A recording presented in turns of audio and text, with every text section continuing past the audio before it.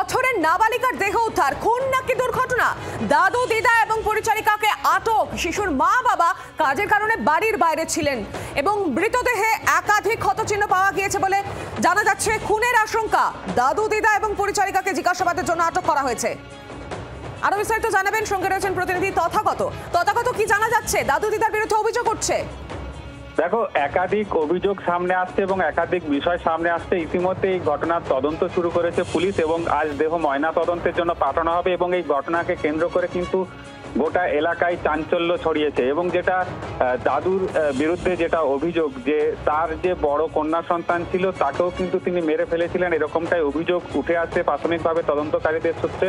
এবং তিনি কন্যা সন্তান পছন্দ করতেন না, তার জেরেই এই খুন কিনা সেই বিষয়টিও খতিয়ে দেখছে পুলিশ। এবং এই শিশুকন্যার শরীরে কিন্তু একাধিক জায়গায় আঘাতের চিহ্ন রয়েছে এবং তাকে ধারালো কিছু দিয়ে একাধিক আঘাত করা হয়েছে। এই ঘটনায় ইতিমধ্যেই 3 জনকে আটক করা হয়েছে, কারণ যেই সময় প্রতিবেশীরা তার কান্নার শব্দ পান এবং যেই সময় তাকে ঘর থেকে উদ্ধার করা হয় সেই সময় কিন্তু ঘরে এই 3 জনই ছিলেন। ফলে এই 3 জনকেই আটক করা হয়েছে। গতকাল রাতে তাদের আটক করে জিজ্ঞাসাবাদ করছে পুলিশ এবং আজকে দেহ ময়না তদন্তের পর মৃত্যুর কারণ খানিকটা নিশ্চিত হওয়া যাবে এবং তারপর তদন্তের গতি আরো বেরোবে, এমনটাই কিন্তু মনে করছেন তদন্তকারীরা। অন্যদিকে পুজোর ঠিক আগে, দীপাবলির ঠিক আগে এই ঘটনাকে কেন্দ্র করে এলাকায় কিন্তু শোকের ছায়া। সৌমি, ধন্যবাদ তথাগত।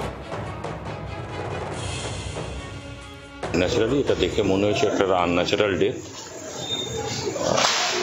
কিছু রক্তের চিহ্ন আছে শরীরে এবং ন্যাচারালি সেটা হসপিটাল কর্তৃপক্ষ আনন্যাচারাল ডেথের যা যা করবার সেটা করেছে। সোনারপুর থানাকে খবর দিয়েছেন, পুলিশ এই ব্যাপারে এসেছেন এবং সেই সময় বাড়িতে যারা ছিলেন অর্থাৎ মেয়েটির দাদু, দিদিমা এবং যিনি বাচ্চাটাকে দেখাশোনা করতেন তাদের জিজ্ঞাসাবাদের জন্য থানায় নিয়ে গেছে। এবার তদন্তের মতন হবে। বাচ্চাটা দিনমা চিৎকার করছে, এই জিজ্ঞাসা এটা পড়ে গেছে। এই চিৎকার করতে করতে তো আমাদের বাড়ি এত লোকজন সবাই মিলে দৌড়ে এসে আমার ওই খুঁড়তুতো ভাইয়ের ছেলেটি ও এমনি কলকাতা করে নিয়ে এসছে বাইরে, আর এসে দেখে চারিদিকে ভাই খুবলানো দাগ। আমি তো কোনো রকম একটু ঠান্ডা জল ফল দিলাম, কিন্তু আনতে আনতেই আমি যা দেখলাম ঘাটটা পুরো ভেঙে পড়ে যাচ্ছে। সোনারপুরে মর্মান্তিক দুর্ঘটনা, 5 বছরের নাবালিকার দেহ উদ্ধার। খুন নাকি দুর্ঘটনা? দাদু দিদা এবং পরিচারিকাকে আটক করা হয়েছে। শিশুর বাবা মা কাজের কারণে বাড়ির বাইরে থাকতেন।